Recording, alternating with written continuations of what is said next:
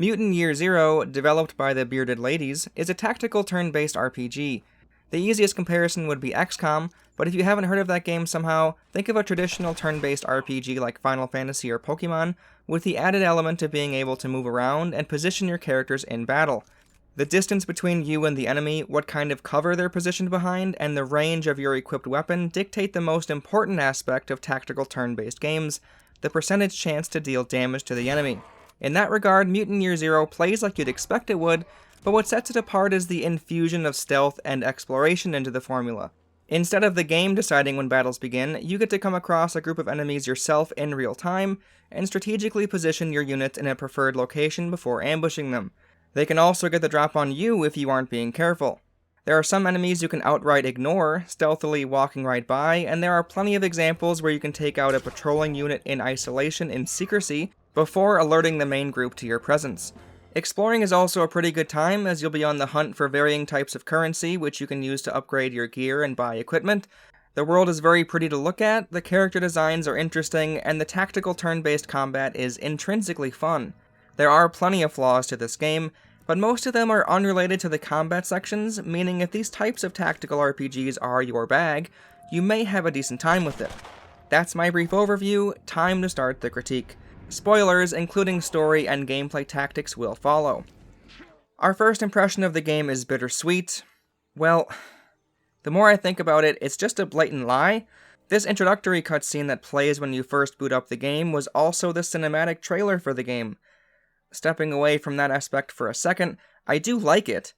It not only looks gorgeous, but it has some moments where we can see some character on display. Dux, who is a mutant duck, finds a can of ham, and Borman notices. Since Borman is basically a mutant pig, he looks on with disgust, and you can even see Dux look a bit ashamed. Borman takes a look at himself in a mirror, which could have been played off for laughs, but instead gives us the impression that he has feelings and is at least in some way insecure about his body image. This is all well and good, but the reason this introductory cutscene / marketing trailer rubs me the wrong way is it's the only time we'll see anything like it. Nothing will come close to resembling this high-budget cinematic feel. Every other cutscene in the game is basically a static image with a very different art style.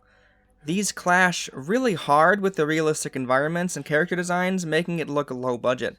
The difference between the trailer and what every other scene looks like is staggering. It's not even close to an honest representation of what the game has to offer, so the thought of someone seeing that trailer and buying the game because of it feels pretty shitty. Plenty of games get cinematic trailers, but I would hope they would at least capture the spirit of the game itself, or be similar to other cutscenes you'll see. Maybe I'm blowing this out of proportion, but it's just a real shame that we don't see more cutscenes that look this good in-game. Moving past the cutscene aspect, the environments and graphics in general are thankfully genuinely amazing. When you're in combat and a few Molotovs get thrown, the fire just looks mesmerizing. I can't believe how detailed a few of these buildings were as well. I mean, you could even see the pipes come out of the hole in the ceiling. Everything should be destroyed and decayed, and things look appropriately smashed thanks to all the debris laying around. It really looks like a chaotic event was taking place right when things went to shit. You're in a post-apocalyptic world where humans were essentially wiped out by a plague. Every locale you'll explore matches the lore exactly like it should. The buildings are all dilapidated, there's trees, grass, and moss growing over everything, and just look at all those bricks from this brick building on the ground. Ah, fantastic! Since the mutants aren't familiar with humans or how they lived, it's fun hearing them comment on things as you go as well. Dux is worried that a radio you find might explode since he heard it was called a boombox. They used to call it a boombox. Touch that red button, and it goes boom. Magnus discusses the murder machine that he assumed was used for war, which is just some farming or logging vehicle thing. There's a location on your map called Izza and Fala. The mutants talk about Izza and Fala as star-crossed lovers who had a palace somewhere in this area. It was something of an old folk legend. Was that the legend about Izza and Fala and all the loot they were hiding away in the Lost Palace? Because that's the story I'm interested in. These star-crossed lovers better have some supplies. But when you finally get to the location, you find a sign that says Pizza and Falafel, a restaurant. I have to give praise to everyone on the team for this joke. This may have been the least forced bit of humor I've ever seen in a video game. There's not a cutscene that zooms in on the sign or anything. Your characters briefly mention that the legends were true, and the onus is on the player to take the time to examine the area closely and figure it out. Thank you, developers, for trusting your players. The character designs themselves are, for the most part, pretty interesting as well. Borman, a boar pig thing, and Dux, a duck, are the main characters of this adventure. You eventually find Selma, a woman who can turn into ash, I think. Then Magnus, who is just a dude, but he has some interesting abilities. And lastly, we find a fox, Pharaoh, who is quite the loudmouth, which we'll see later on. One of the equipable items is a headpiece, which can range from pilot and football helmets to a top hat or a sweatband. It's nice that you don't have to pretend to look badass or anything. If the next encounter would be better suited with Borman wearing a headband, yeah, go for it. Before I dig into the gameplay, I should mention the origins of Mutant Year Zero just a bit. I'm not familiar with any of it firsthand, but from what I gather, Mutant is a series of Swedish tabletop role-playing games, the first iteration coming out in the 80s. A post-apocalyptic world where you can play as mutants with weird abilities should sound familiar, and the story and lore in this game are something you'd expect from the tabletop RPG as well. Mutants are rad as hell, so it's crazy to me that this apparently is one of the only video game adaptations on that idea. Maybe instead of endless military shooters, we can fund some more games with anthropomorphic mutant animals. Sign me up! Mutant Year Zero has a pretty strong central core gameplay loop of exploration, stealth, and tactical turn-based combat. All three elements individually have their strengths and weaknesses, but the fact remains that the transitions between them are incredibly smooth. You'll shift from exploration into stealth, stealth into combat, and combat back into exploration seamlessly. The only time this loop gets interrupted is when you enter into a menu to upgrade or switch your loadout, or when the load screens pop up when traveling from one area to another. On that note, unfortunately, before we get into the fun stuff, there's a host of problems when it comes to the times where you aren't in the main gameplay loop. The map system itself, in relation to the story, pacing, and overall sense of adventure, is a huge letdown. This heavily ties into the problems of the hub area as well, the Ark. When you first start the game, everything feels fine. You of course haven't discovered any other locations yet, so you can't fast travel. You need to go from where you are into the next area, back to the Ark, which like I said acts as your hub area for the rest of the game. In the Ark is where you'll hear from the Elder, the leader of the settlement. You might as well call him Basil Exposition, as he just dumps and dumps expository dialogue on you without your consent. The Ark is also the place where you'll upgrade and modify your weapons with the gun parts you found, bring back artifacts to get certain upgrades, and spend scrap at the shop for items and equipment. After your first visit to the Ark, the Elder tells you to find Hammond, a vital engineer for the Ark's survival, which sends you back out in a new direction. So far so good, you get to explore new areas. Where this all starts to break down is the moment you need to go back to the Ark. Maybe you found some gun parts and want to upgrade your weapon. You won't need to travel through the empty areas again, you can just open up the map and fast travel your way there. This does save time, and since enemies don't respawn, saves you from walking through barren locations for no reason, but the more and more you travel back to the Ark, the more you realize how completely nonsensical the Ark is in the first place. Every time you want to spend your scrap to purchase medkits or grenades, every time you want to upgrade your gun with gun parts, even just adding an attachment onto your gun sends you back through that loading screen, fast traveling to the Ark. The individual missions that send you to far-off locations are so long, fraught with many dangerous enemy encounters, there's just no way anyone could manage to wait until the mission is over before returning back to upgrade their equipment, whether they be a complete newbie at the genre or an experienced Mutant Year Zero player. The game is pretty difficult, especially on any other difficulty besides normal, so the player will most likely want to be upgrading their guns or returning artifacts to prep any chance they get. You find so many gun attachments, and in the early game none of your guns have any equipped, so of course you'll go back to the Ark to attach them. It's almost like the game is encouraging this mundane menu surfing loading screen fiasco. There's no downside to breaking your immersion and fast traveling, so the sense of wandering through a dangerous post-apocalyptic world falls flat. It's even worse because Borman and Dux talk about this being the furthest they've ever been from the Ark. Well, that doesn't mean much when you can just fast travel right back there. This constant back and forth at the drop of a hat just sucks out any sense of adventure or tension from the experience. It gets more ridiculous when you're right next to enemies on the verge of being caught, as you can just open up the map and travel somewhere else with no issues. Maybe this was a way to assure you wouldn't be somehow stuck behind enemies that are too high level for you to handle, but with how lax the game is with the number of times you can save, I don't think that's a good reason to be able to teleport to safety right in front of an enemy. It feels like the Ark was initially designed to be a resting place, a quick return home to fuel back up before the next journey, but instead it acts as an upgrade menu that's a loading screen away. I think they should have handled the Ark completely differently. It's already ridiculous that it's presented to the player as a menu instead of a location you can walk around in. That would at least give you the feeling of being in a safe place, somewhere you can feel comfortable. If that wasn't feasible, then frankly none of it should have stayed. All of the utility found at the Ark that has you going back so often would be better suited with a different method of presentation. A better idea for upgrading your guns and attaching modifications would be placing upgrade stations in parts of the world, kind of like the workbenches in The Last of Us. It may be a played-out solution, but it is a solution. It would explain why you can't always perform these actions while also giving you a framing device that fits the world without needing to travel back to the hub area just to attach a freaking scope to your gun. The shop itself could have been handled as wandering merchants that are found in set locations. There already was a real shop run by robots in a late game location, and even though you couldn't use it, as it was just a set piece before a combat encounter, it still shows that a robot-run shop could have existed just fine. There's really no reason why there couldn't be an Ark-sponsored merchant that travels around helping any Stalker group out on expeditions. We see with Selma and Magnus there are more Stalker groups out here than just Dux and Borman.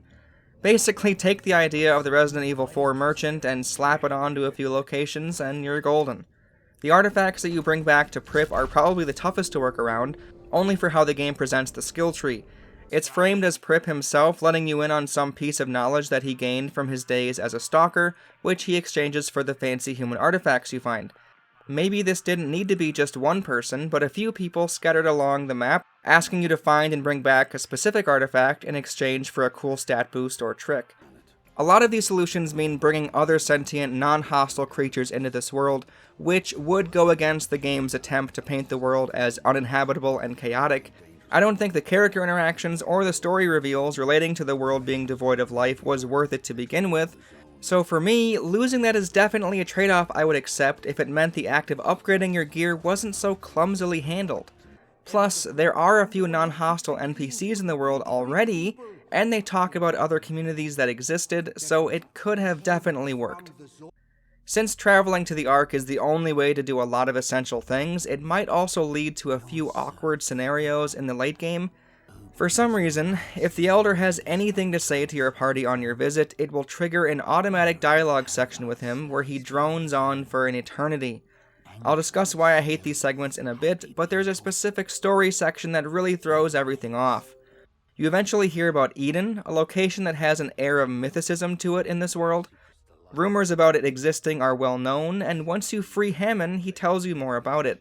It was a base for the ancient humans, and the secrets to why our characters are mutants, and their origins as a whole, are housed within it. Of course our characters want to go there, they don't remember anything about their past. Here's the kicker though. Hammond begs you not to tell the Elder about it, since apparently he won't accept the truth. Hearing that, in any other type of video game, you would most likely want to avoid the Elder, right? Well, the moment you get back to the Ark to upgrade your stuff for the big journey ahead of you, he of course has to talk to you, and he somehow knows you are going to Eden. He reprimands you for the thought of it, and tells you to stay at the Ark, no more adventures. Okay, fair enough, I guess, we'll just avoid him from here on out. But of course I had to return to the Ark to bring back artifacts and buy medkits after exploring the Forbidden City. That's a location the Elder has forbade me to travel to, and somehow he knows that I went there, and yells at me again for it. The Elder is a really lame character overall, but him constantly talking your ear off as a way to tell parts of the story is really grating, and these sections are where it's most egregious. There's no reason why he would even have to know I explored areas he wasn't permitting. This was definitely intended, just so you could hear him talk about the Red Plague and the Forbidden City some more. The deliberation of it all is what's most nonsensical about this whole thing. It isn't like this was a charged emotional verbal duel between your party and the Elder. You never hear what our characters have to say. It's always the Elder droning on and on. Why even bother to include this? Since we're on that topic already, I'll get right into the dialogue and subtitles. I have no idea how the developers could play this game and think the way you hear dialogue from the Elder is okay. First of all, they chose to stick the subtitles right onto the screen without any background. There's even a black bar that goes across the screen when you're done with all of it. That could have easily been carried over throughout the whole conversation, making it a bit easier to read. Even better, they could have created their own text background, which many games do, to make it look a little more presentable. Secondly, and frankly, much more importantly, you only have an option to skip the entirety of this scene or nothing. If you hold down the skip button, you will miss all of the dialogue. Why you couldn't have just skipped ahead one paragraph at a time so fast readers could move on without their time being wasted is beyond me. Thirdly, and this one has a lot of factors to it, it's so outrageously boring to sit through. It's basically just a static image of this old man. His mouth barely moves, for goodness sake. There aren't any angles of our characters reacting. There are, of course, no back and forth discussions, and the Elder doesn't move around or animate in any way that's engaging. He just sits there lifeless.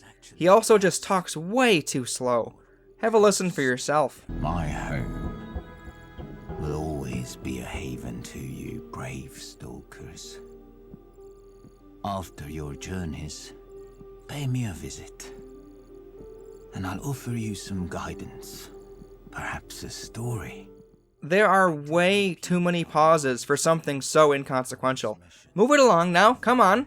Like I said, you of course can't skip to the next paragraph. You either sit through it all, or you miss out on everything. If you follow along with the subtitles, it gets even worse. I can't stand when games plop a giant block of text on screen when characters talk. If you have ever watched a movie that requires subtitles, that's something you'll never see. They put 1 or 2 sentences at a time at most.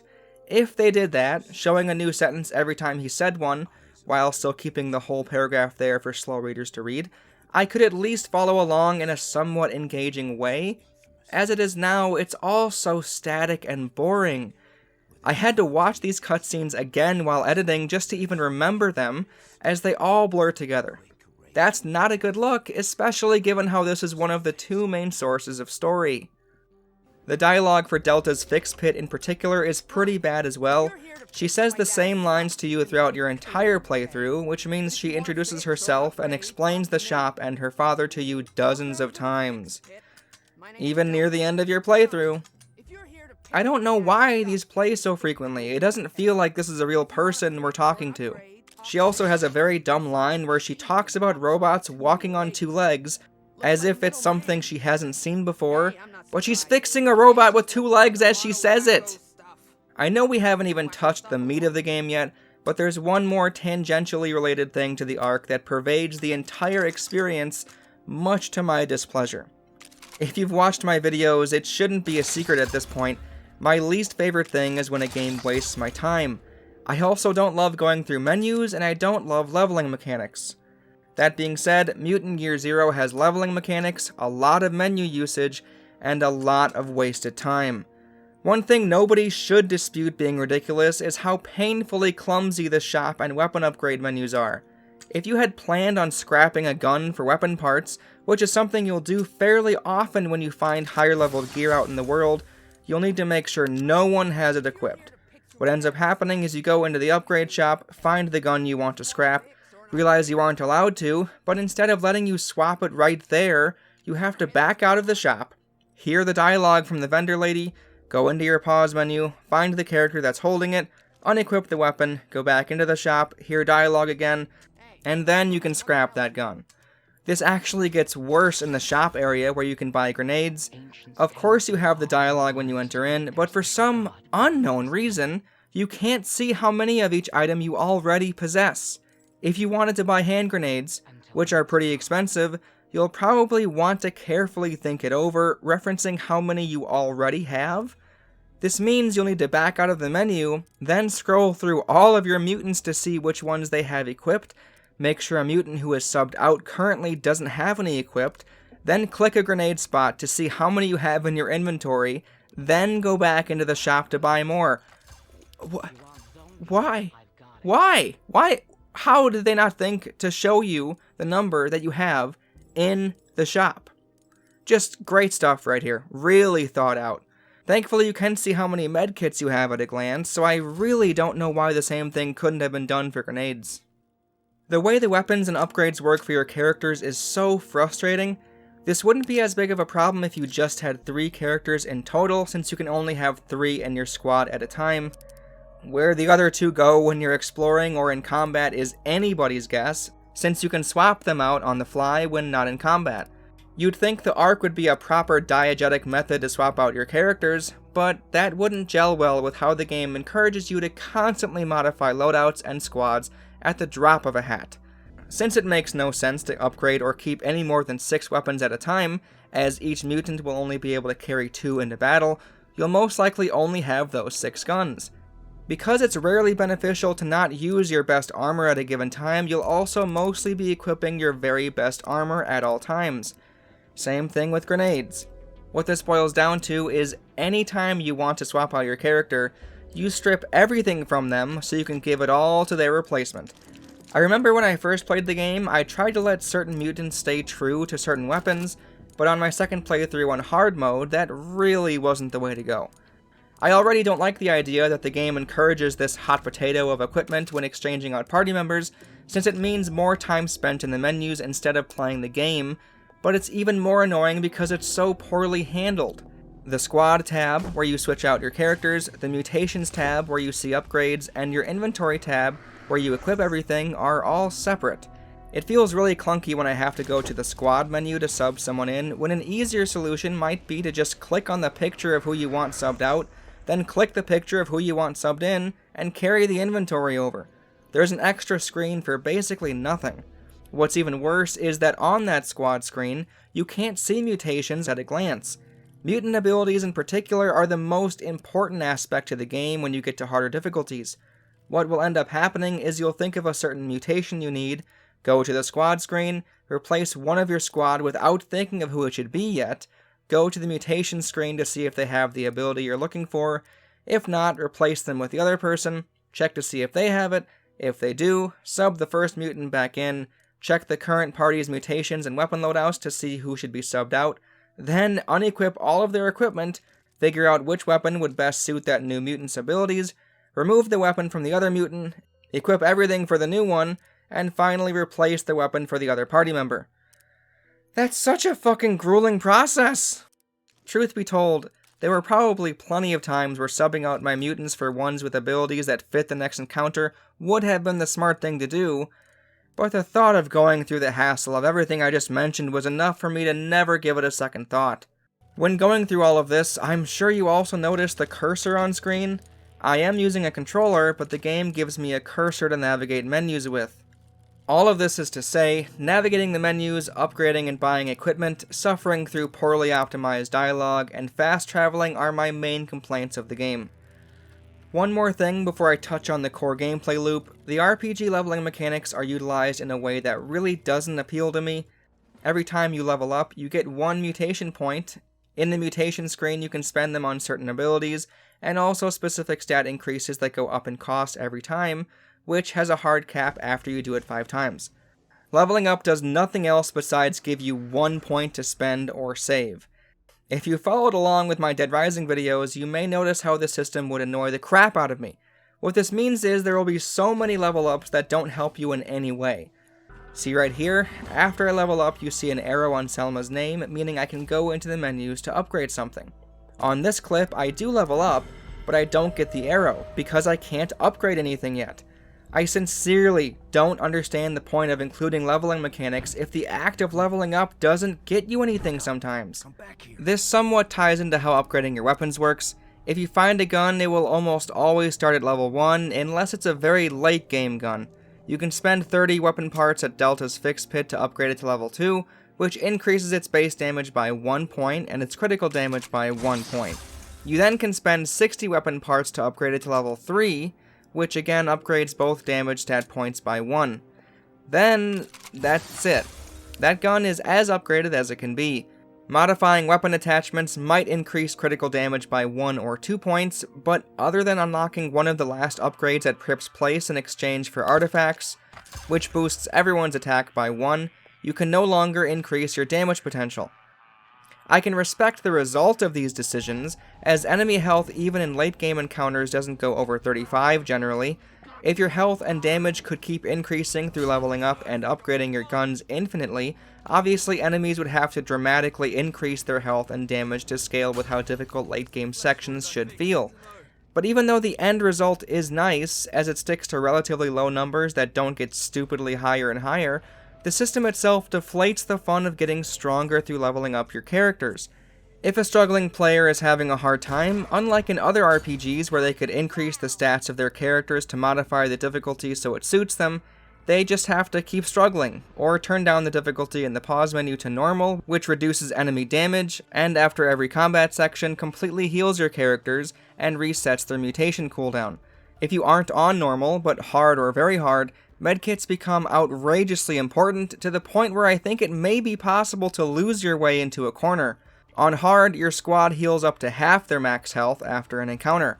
On very hard, which is the recommended difficulty for some masochistic reason, your squad doesn't heal at all after enemy encounters. Scrap isn't infinite, and neither are the medkits. Since that will be your only method of healing, you will use them very often in the harder difficulties. If you run out of scrap to buy them, or the shop runs out of stock, I don't know what the game expects you to do. I nearly ran into this issue, but I was able to scrape by with the over-reliance of a few mutant abilities. I'll get to that in a second, but what all of this means is that the game is woefully unprepared for you to play worse than it expects, so the idea of a player dictating their own difficulty by gaining extra experience on weaker enemies was probably never even considered. Like I said, there is a brutal charm to this design philosophy, but with the type of game this is, one that relies heavily on RNG and is turn-based, it railroads the player into a very select few optimal playstyles that aren't always fun. I don't like optimizing character builds in the first place. Nearly any game where I'm forced to think X amount of skill points ahead is boring to me, so already it's lost me a bit.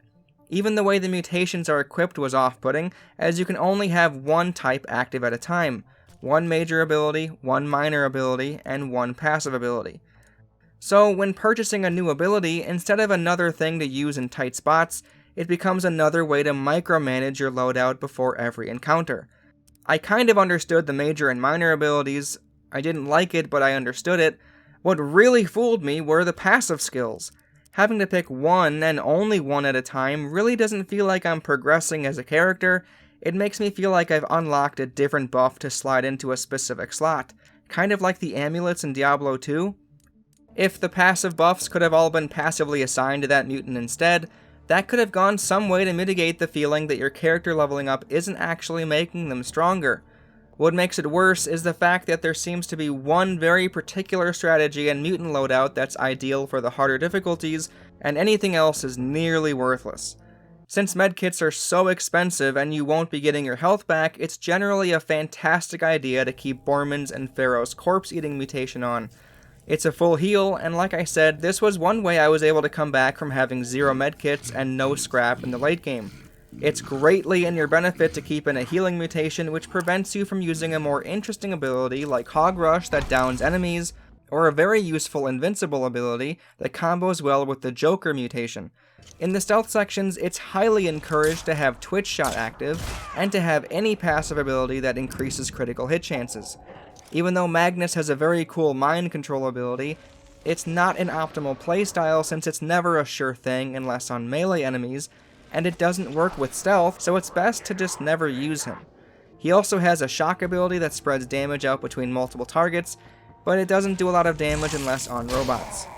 Selma is almost required in your party, as her Roots ability that traps enemies for a few turns is one of the better mutations in the game. This isn't to say I don't like using the Roots ability or anything, it just seems like on harder difficulties there's less incentive to craft your own playstyle. Instead, they shove you hard towards a specific way of playing, which can limit your creativity. Now that I've gone over basically everything other than the core gameplay for a half hour, we can get into the meat of the game. The exploration sections are pretty fun, and offer a nice contrast to the combat. I do think the only reason it's fun is that finding scrap, weapon parts, artifacts, and new gear is paramount to being able to make it through the difficult enemy encounters. If you removed all of the currency and hidden items in boxes and chests, which is how it would feel if you had to walk back through areas instead of just fast traveling, I think it would be pretty bland. I know we discussed the map system already, but just because it's boring to wander through empty areas devoid of things to find or enemies to fight, doesn't mean slapping on a fast travel was an inspired decision. It's a band-aid solution. The arc is right in the middle of the map, then everything branches out in a straight line with a few divergents here and there, but will eventually lead to a dead end. If there was an attempt to include some shortcuts, or maybe weave the world in a more connected way, that could have helped reduce the amount of fast traveling, and who knows, maybe you'll find a piece of scrap you missed on your first pass-through.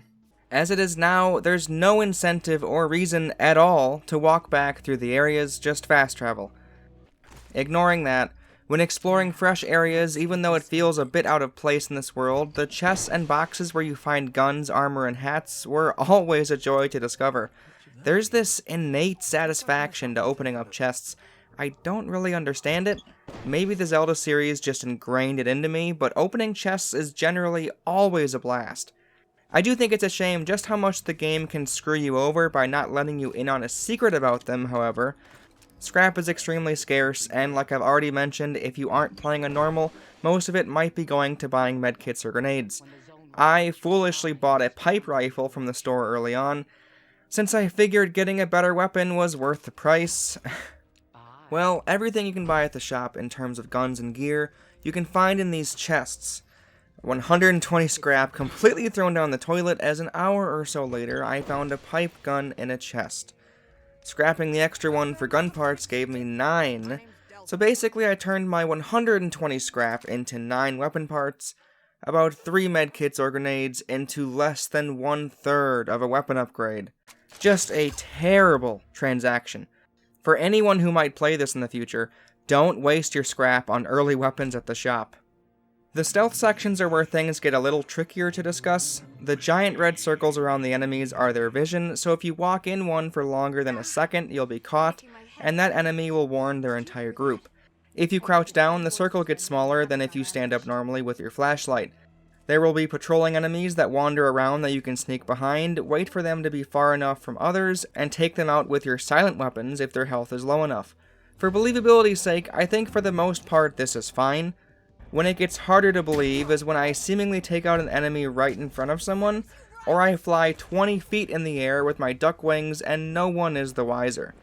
The enemies also ignore when they walk by their fallen mate, and somehow don't hear robots exploding. It just seems very wrong. Another similar issue I have is how loud your characters are. Selma and Pharaoh are the guiltiest of this. Selma screams a victory screech whenever an enemy is taken down, and Pharaoh has the same thing, but before she shoots the enemy. I am the beautiful weapon. Both of these break my immersion in the sense that the enemies can't hear them screaming, as enemies hearing gunfire has a very real penalty that needs to be taken into consideration. What makes Pharaoh's worse is she says a dialogue line nearly every time she shoots a gun. She does this so... You don't know who you're messing with. freaking... Say my name, Jizwipe. It's Pharaoh. often. Give up now and I'll go easy on ya. Even when she misses afterwards. This doesn't have anything to do with the stealth section, it just irritates me. In terms of the actual stealth combat, it kind of has the same railroading issue I mentioned earlier. There's a very specific optimal strategy that's highly encouraged, and if you don't figure it out in the late game, the enemy health will be increased to the point where taking down patrolling enemies without it is either not possible or a huge gamble. From what I gather, it's best to keep Dux holding the crossbow, and if there isn't a higher floor to gain height on the enemy, use his flight ability to gain elevation, which increases his chance to hit, and with a certain passive ability, shoots his critical hit chance to 100%. However, you can't do that every time, as if you play on any difficulty other than normal, mutations will have a cooldown which only recharges after a couple of kills. Now it's Selma's and Borman's turn. Both of them have the Twitch Shot ability, which shoots 2 shots out in one turn at the cost of 25% chance to hit, and it also has a cooldown. Your one last-ditch effort if everyone's ability is on cooldown or a twitch shot didn't connect will be Borman's Hog Rush, which knocks enemies out for 2 turns and is silent for the most part.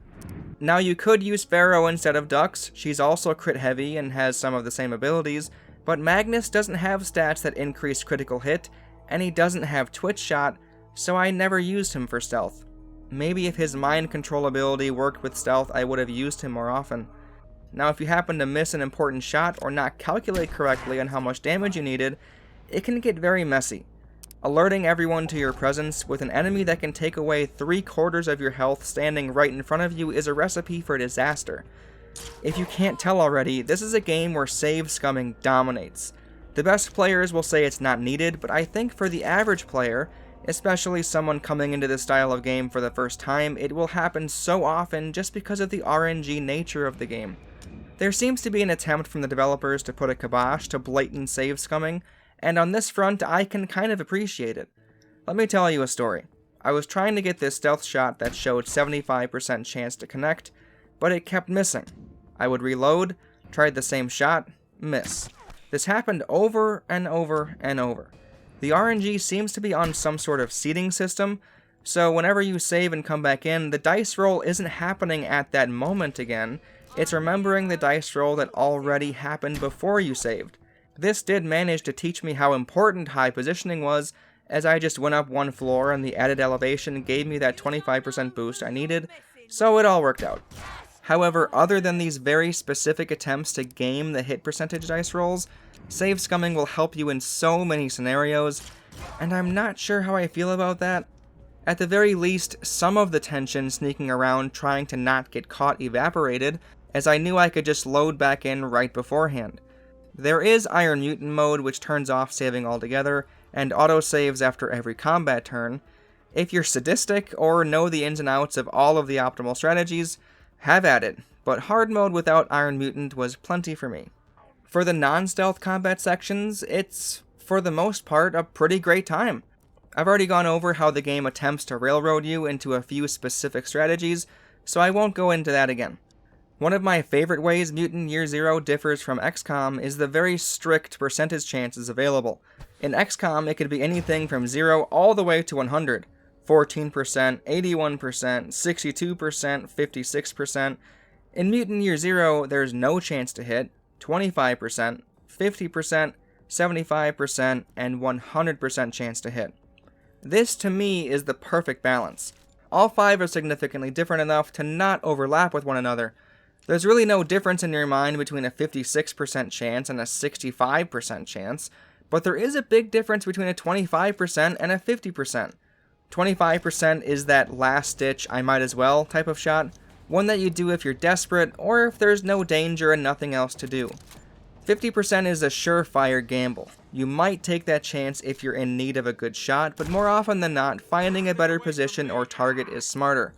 75% you're most likely connecting, so you can feel safe taking the shot, but you might think of other ways you can improve your odds, like throwing a chem flare or moving up a few squares. 100% is obvious, the most optimal chance as it's guaranteed. What's even better about this is it leaves a lot less room to be upset with the dice rolls. If you miss at 75%, there was a 25% chance that would happen, so it's understandable. Missing at anything less is of course even more understandable. If you've played XCOM before, you may have gotten many 80 or 90% chances to hit miss completely, even when you're aiming your shotgun at their face. That's demoralizing, and thankfully isn't present in Mutant Year Zero. I've touched on this a little already, but the way the cover system works, in addition to the elevation and if a target is in light or not, really adds some clever nuances to the system. Low cover removes 25% chance to hit, high cover removes 50% chance to hit. If they're in a light source, it adds 25% chance to hit, and if they're below you, it adds 25% chance to hit as well. How far away the enemy is and the range of your gun also plays a role. They all seem to stack together as well, which could boost your hit percentage chance to what would be over 100%, making that twitch shot even more beneficial, as it's true to its word, it only removes 25% chance to hit. What a beautiful equation. All of these factor against the enemy as well. What this means is the game effectively lets the environment and a few of your tools dictate the flow of battle. If you don't consider any of that and instead charge at enemies out in the open on flat land, you're surely going to do worse than a person who began a battle upstairs, behind high cover, who threw out chem flares or molotovs to make sure enemies were lit up. It's just such a cool concept that an enemy being on fire not only damages them, but also makes them easier to see since they're in a light source, making them easier to hit. Making what are essentially glow sticks a useful tool in a video game is also very commendable. The smoke grenades are also a thing, however I couldn't find that many interesting ways to use them. They block all sight in, out, and through. The only time they were useful was when I used one to block all sight from one direction so I could focus on the telepathy guy on the boat beside me. In relation to the smoke effect, Borman has a passive skill where when he gets shot he emits a smoke cloud, and it's just the worst. Yeah, he can't be hit afterwards, which may be useful if he's about to get shot multiple times in the same round, but if you're planning on sticking at that spot after you get hit, you can't shoot anyone, as the smoke is blocking your own shot. It never once was useful to me, and during many times got in the way of one of my other mutants' lines of fire. The hand grenades, though, are a blast to use. Of course it does damage, but more interestingly, it destroys walls and cover. And my goodness, does the chaos of it all look great. It was really fun using grenades to take out a high wall to get a better shot. I just wish they weren't so hard to come by. You can find quite a few of them in the world, and you can buy them as well, but like I said earlier, if you're on anything but normal, you'll most likely spend your scrap on medkits, yada yada. I almost wish it wasn't a how many do you have sort of restriction, and instead a certain class, like a grenadier, which apparently Selma is supposed to be, would have an extra skill that uses them on a cooldown or something. After a while, my inventory was filled with smoke grenades and molotovs, since hand grenades and chem flares were the most interesting to use. The enemy design is pretty good for the most part. I think video game developers have a fetish for including dogs as enemies to kill, and Mutant Year Zero is no exception. Keep that in mind when you play video games, especially post-apocalyptic ones or zombie ones. They show up as enemies more often than you'd think. In terms of humanoids, we have the Brute, which has melee attacks and low health. There are guys that can shoot from long range and have a bit more health. There are some that are pyro-specific, so they mostly just throw molotovs at you. And there's also a Shaman, which can call reinforcements. The much more difficult types of enemies are the tanks, which have more armor and health, and can perform a charge attack which knocks you down much like the Hog Rush with Borman. There's a few telepathic enemies that have the power to control one of your characters, much like Magnus's ability, and much like him again, have the shock ability. This is kind of what I meant when I said I don't like how your characters are saddled with only one major and minor mutation. Mind control and the shock attack are major mutations for Magnus, so you can only use one of them at a time, while these telepathy guys can use both. It just looks like they're having a whole lot of fun using both of them, and I'm pretty jealous. There's one more really dumb thing about these guys, and it has to do with their dialogue being unskippable. When it's the enemy's turn, you can always hold A to fast forward. It's a nice time saver, especially at the beginning of their turns. However, their random threats and other dialogue bits are unaffected by this fast forward feature, and instead you just wait around for them to finish anyway. Your mind belongs to me! See how the fire in the background is moving much faster? That's because the game is apparently sped up, but it's not, since this guy isn't done shouting at me. Ignoring that, I do think these are the most enjoyable enemies to fight. You have to constantly be thinking about how far apart your party is spaced, since the electric arc attack will jump to all of them if they're too close, and if one of your characters gets mind controlled, you don't want them to have an easy shot on your non-mind controlled party members. Another really interesting thing about these humanoid enemies is that their buffs that give them an advantage on the battlefield come from the armor they're wearing, the same armor that you can find and wear. The Pyro guy is immune to fire, which makes sense as you also have an armor that has that buff. As you can see, these two Pyro guys throw fire at me, but Borman has the fire immune armor, so it's the perfect scenario.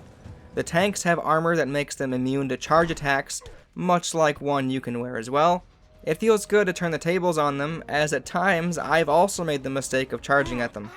It's a minor detail, but this gives off the impression that our characters aren't special for having this armor, and neither are the enemies. There's also a few robotic enemies, and they're pretty good as well. The Medbot specifically is a great addition, simply because it can make your life hell if you didn't realize he was part of the group until it's too late. He will stay put until one of the enemies dies, then he will make a beeline straight for the enemy and take 2 turns to heal them. When that happens, getting either some form of EMP attack on them or a knockback attack is vital to interrupt the process. There's also some police bots, which not only have a taser-like attack that maintains a stun lock on you, they have Selma's frog leap ability. It's kind of funny watching them leap through the air. They're also just great to listen to. They still act as if humanity isn't wiped out, demanding to see ID for clearance, shouting at nobody to drop their weapons, and so on. It subtly shows the police state that most likely existed when the plague was getting out of control. I don't think it makes sense that they would still be functional so many years later, where barely any parts of this world have electricity at all, but even still, they're a pretty cool enemy. As good as the enemies are, their AI doesn't seem to behave as it should under certain circumstances. One time, all 3 of my characters were hidden, as you can see next to their name, which generally means you are undetected, but then all of the enemies in the area started closing in to attack. In this scenario, the tank had just become free from mind control, so maybe I could understand him realizing we were there, but it isn't like he called out to his allies to tell him where I was. Everyone just knew immediately. A similar situation where enemies knew exactly what was going on when they probably shouldn't have occurred after I had hacked their big robot to attack them as well. If you don't figure out you can hack it before the fight, it behaves like an enemy, and it's another very big roadblock to get around. It will work to attack your party exclusively. If you do hack it, even though it hasn't attacked any enemies yet, everyone nearby knows it's not a friendly anymore and shoots it down before it even has a chance to take anyone out for you. It's pretty lame. There were a few times where I used the Joker minor mutation to hyper-focus the enemy's attention onto Borman. All of them had the Frenzy debuff attached to their name, so they all should only be attacking Borman, yet they were allowed to attack my allies anyway, which makes that mutation at best a gamble, and at worst entirely useless. That statement was echoed in a guide I saw helping out players win with Iron Mutant and Very Hard mode activated, so it's not just me who sees how inconsistent it is. It's a shame, since it pairs very well with the Iron Skin mutation. There are a few more minor issues that I happened to notice while playing. One time Borman was bleeding out on top of the stairs, but the way he was hit by the tank enemy made him land in a space on the stairs itself. I wasn't able to use my medkit to revive him, which was very frustrating. Like I said, grenades blow up walls and cover, but that might mean some of the scrap or gun parts that enemies dropped are forever out of reach. Here's the area that blew up, and there's the gun I can't get to anymore. This happened a few times, and it's sad since I of course have an ability that allows me to jump to any location on the map, but that only works when in combat scenarios, so I wasn't able to grab them. The same sort of only in combat flaw happens with the corpse eating abilities as well. You can't use them outside of combat, meaning even though nothing has changed about the situation, I still need health and Borman has the power to eat corpses for health, you're arbitrarily blocked from using it since you aren't fighting anyone. I really don't know why these mutations work this way. There are plenty of times when the game looks kind of silly, as the hit percentage chance of a shot might be enough to get a successful hit out of it, but it looks like you're shooting through a car or a wall. Your characters might turn in the complete wrong way to shoot through something, even though that's not at all how you envisioned they would take their shot. I guess it's good that the objects don't block your shot as it's out of your control, but it does look kind of goofy.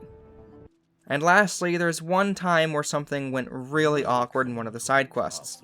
One of them has a binary decision that affects whether or not you can collect all of the artifacts in the world. Lux is a telepathy guy that at first glance won't attack you. His area is the only one in the game where there aren't any hostile threats on your first visit. It's also the only area that has electricity, so you can see lights all over. He wants to bring light to the wasteland of this world. Kind of cool, but he looks an awful lot like an enemy. Anyway, he wants you to kill the ghouls who stole his key and return it to him. If you choose to give him the key, he rewards you with a set of armor, and that's that. If you use the key yourself, you find what's been powering his Christmas lights: mind-controlled slaves endlessly pedaling on bicycles. This is hinted at earlier when you eavesdrop on the ghouls who stole the key, so that's cool. What's not cool, though, is after you defeat Lux and his goons, these slaves just stay in here. You can't rescue them. They keep going. You can't even talk to them anymore. It's really awkward and, frankly, underwhelming. Speaking of that, let's finish up the base game with the story. The story and lore of the game really aren't things I paid attention to all that much, as they were delivered in the most boring ways imaginable, but I will say the lore is very interesting, but the story is pretty meh. Essentially, climate change happened, a huge plague spread all over Earth, humans tried mass quarantining which didn't stop it, so they sent however many humans into space. There seems to be a few bases located around the Earth, where I'm guessing a few humans stay to keep working on a cure or something. The Elder turns out to be the person who was behind creating the mutants we play as in the game, which is why he was so adamant to not let you see Eden, as that's where you came from. After the shocking reveal, we see that this was a command center located in Sweden, which is the country that made the original RPG, and then the game is done. Obviously, there is a sort of biblical allegory going on with how the last bastion of sane life are all on the Ark, the mythical place called Eden, the plague, which I'm sure is analogous to the Great Flood, and the humans traveling to space maybe aligns with the Chosen Ones returning to God in heaven or something. I don't know. I'm not sure how any of that benefits the story, but it's clearly there to a degree anyway. I didn't tell you much of the story, and that's because there really isn't much of one. The Ark needs Hammond back, you go out to find Hammond, you fight a lot of enemy ghouls, including the Nova Sect, an enemy faction, along the way. When you find Hammond, he tells you to go to Eden, which is where the Nova Sect are going as well to uncover the secrets there. And yeah, you get there, have the origin story reveal, have the Sweden reveal, and that's it. Extremely anticlimactic. The mutants don't even go back to confront the Elder about any of this, the game is just over. It's jarring as hell. It's almost like they wanted to get you pumped for a DLC or something. Planting a seed. How evil of them. So the DLC, Seed of Evil, continues right after the main game ends, but not in a way you might expect. After you learned the secrets of the Elder and the origins of the mutants, apparently the Elder mysteriously wandered off into the Zone, which is again what they call the world outside of the Ark. Our characters apparently have been searching for 2 months to find him. You then begin in a location way off to the side of the map, not attached or connected to any other location. You can't return to the Ark before you find the Elder in this next gameplay section, so I hope you didn't need medkits or something. I can't put aside how ridiculous it is that they've apparently returned to the Ark only for a quick hello, only then to go searching for the Elder for 2 straight months.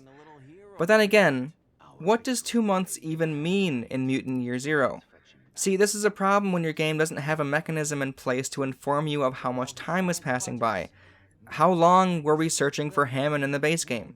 How long does it take to travel to Eden from the Ark? Throwing up how much time has passed tells us absolutely nothing, as there's no context for it to mean anything. Already we're off to a bad start. You find the Elder cornered by some new enemies called pod ghouls, and they beckon the Elder to join them or die. After you take out all the enemies, we finally get a cutscene showing the confrontation we were looking for. He babbles about how of course the answer they found didn't satisfy them, and they've set things in motion that will destroy everything. Our characters don't even basically talk at all. He then jumps into his ship and flies off into space. Huh. Well.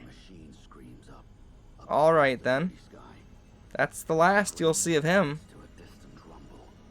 When you come back to the Ark, you find a lot of vines all over, and there's more of those pod enemies crowding the elevator, wanting to feed on the inhabitants of the Ark. So basically, an evil tree has grown to a ridiculous extent, and plans to kill and feed on every living thing, and replace the original with a zombie-like shell to do its bidding. That's what we see with Delta, as the game puts in so much effort to make sure you understand she's now a pod person. There's the note you find right before you enter the Ark, and when you go into the shop, if you're some kind of insane person and choose to sit through all of her dialogue, you'll notice she talks extremely slow and calmly, assuring nothing is wrong. The stalkers are her friends, and yeah, you get the point. She's obviously not herself, she's a pod person. Now Prip is in charge of the Ark, and he wants you to figure out what's going on and put an end to it. And that's what we do. We track down a guy named Goran, since he apparently had a big argument with the Elder, was banished, and had power to grow roots and vines. meaning they think he's the one who's behind all this. He's not, he was just another copy, a pod person. You then go toe-to-toe with the evil tree that's causing it all. After the battle, you find another Eden underneath the tree. It turns out this tree was another experiment, another mutation that the Elder worked on. This was their last-ditch effort to return the atmosphere back to normal, assumably like our real-world goals, attempting to reverse climate change. However, the tree was like those runaway AI programs you see in sci-fi that go haywire, assigning humans as the problem that needs eradicating, and that's why the tree was killing everyone while replacing them with an eco-friendly version. So the mutants go back to the Ark, everyone is back to normal, I guess. I mean, I'm sure Delta is still dead. Borman becomes the new Elder, and that's that. The gameplay differences of the DLC don't branch too far off what we've seen so far, but there were some new things. Most notably, the pods themselves, which act as a spawning module for more enemies. They poop one out in about 3 turns or so taking them down, even though they aren't immediately a threat, is usually ideal. You can sneak up on them and take them out in stealth combat without a problem. As long as you're far enough from the other enemies with eyes and ears, you can just keep going to town on them throughout a couple of turns. Other than that, there are a few enemies with much higher health pools, and one of the humanoid enemy types now has the Roots ability. Thankfully, with the extra mutation points you'll be getting, you can upgrade a few of the major mutations to something a bit better. Selma's Frog Leap can now land on enemies to damage them and knock them back. Her Roots ability turns them into cover, which is extremely useless unless you go in gung-ho without a strategy in place. Borman's Hog Rush knocks enemies back much further, which is pretty hilarious. Dux's Chameleon mutation, which turns him invisible until he attacks, now stays active when he gets a kill. It was cool to save him for the killing shots and get a guaranteed critical hit with it every time. Those were the only ones I cared about, but there were a few others. There's also a brand new character to play as, and this is an addition that's made so much better with the help of forethought. There's a cutscene in the base game that showed the mutants in tubes, including a moose, and here he is in the DLC. The major mutation I used most often with him was his Stomp ability, which is a radial attack that destroys cover and knocks down enemies. He also has a flamethrower breath attack, which I didn't use very often. There are a few new weapons to find, including another silent gun, this time a silent assault rifle, which was really fun to use. I also liked the EMP shot pistol, which was very useful against robots as it would deactivate them with every shot. In addition to those, there were a few new artifacts to find, which you can take back to Prip's place, so the replacement robot can offer you an upgrade to one of the skills you purchased before. Nothing groundbreaking here. Lastly, Prip, the new Elder of the Ark, will now notify you when there's more enemies back at previous locations. That's where you'll find all the new gun parts and some fun combat encounters. The way it works, however, brings up the map issue once more, as you will most likely load into the next area in the story, then you get the call, open up your map, and fast travel all the way there. The map even follows a path that doesn't exist since the DLC areas don't connect to the main game areas for some reason. Very strange. The final battle with the evil tree is really something great though. This is one of the only times where the entire area you're in can basically function as the arena, since if you don't take out enemies in a strategic way, all of them will aggro to you. The Tree of Evil has hearts that need to be destroyed, and unlike the pods that spawn enemies, these can't be destroyed in stealth. The tree will warn every enemy in the area, and if that happens, you're in for one ridiculously long battle, especially if you didn't take out the pods that spawn goobers. This is why taking down enemies one by one, even the spawning pods, was very satisfying in the end. However, I do have a problem with the cover in this area. I've never had too much of an issue with how the high and low cover systems work. I'd prefer if crouching behind cars counted for more than just low cover, but beyond that, not bad. This pool area is frankly ridiculous. There's a lifeguard chair here that for some reason acts as full cover. Just look at this. Apparently it's harder to hit this guy behind this wimpy chair than this guy way over here. It's ridiculous. Overall, as a DLC, I think it adds enough content to be worth the asking price, but it's much better since the base game is already a lower starting price point anyway, so getting them all in one package is a pretty good deal. The story doesn't continue in a way I would have wanted, but there's more game to be played, more weapons to find, updated versions of mutant abilities, and a moose character to play as. Last but not least, there's also Stalker Trial mode, which lets you pick your equipment and loadout before going into a combat arena, taking out the enemies like usual, but this time you're scored and ranked on a leaderboard. How many turns it takes you, how much total time it took you, and your score from killing enemies certain ways are all taken into account. There's a few interesting modifiers that will multiply your score, like having an enemy kill a different enemy, and killing an enemy with the assist of gravity. By far the coolest part of this mode is the player at the top of the leaderboard gets to have their name included in the game. The enemies are usually a generic title like Butcher and Marauder, but you'll have one of the tougher guys named after the best player. By far the worst part of this mode is the very beginning, where you need to go through the ARC menus and inventory menus to buy all of your weapons, upgrade them the way you like, and equip all of them. You even start with a crappy pistol, and of course you can't scrap them or anything, you gotta just remove all of them one by one. So tedious. I will say, if I do ever have the urge to play Mutant Year Zero again, this will probably be the mode I'll come back to. I like the progression system of it all, and the modifiers to strive for seem creative and fun. We have now come to the conclusion section of the video. Wow, this was longer than expected, but there was a surprising amount I wanted to talk about. While the menu usage, dialogue problems, and clumsy handling of the upgrades and fast travel leave a lot to be desired, the fact remains that it's a gorgeous game that runs smoothly for the most part, the turn-based combat system feels great to play, and the character and world design are top-notch. I tend to prefer these tactical turn-based RPGs over the traditional turn-based RPGs, so I might come back to this genre in the future. Out of the ones I played so far, the addition of exploration and stealth made this one stand out the most to me. I wouldn't count on me critiquing Mario Rabbids in the near future, but who knows, it's a possibility. Thanks for watching, friends. Do the liking and commenting thing, and subscribe to the channel.